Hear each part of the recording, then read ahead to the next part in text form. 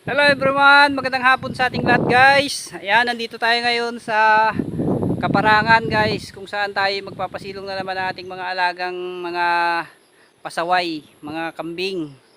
Ayan guys, ang ating kapaligiran, medyo mahangin, maulap ang papawirin at nagbabadya ang kaulanan natin.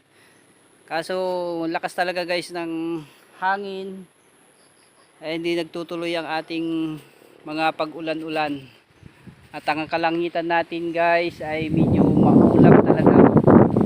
Ayan o. At mahangin ang lugar kung saan tayo nandoon. Ayan guys. At patuloy lang tayo guys sa ating mga ginagawa. Saan man tayong lugar. Ayan, sa mga nasalanta ng bagyo dyan. Ingat-ingat kayo lagi dyan guys. At tibayan lang natin ang loob.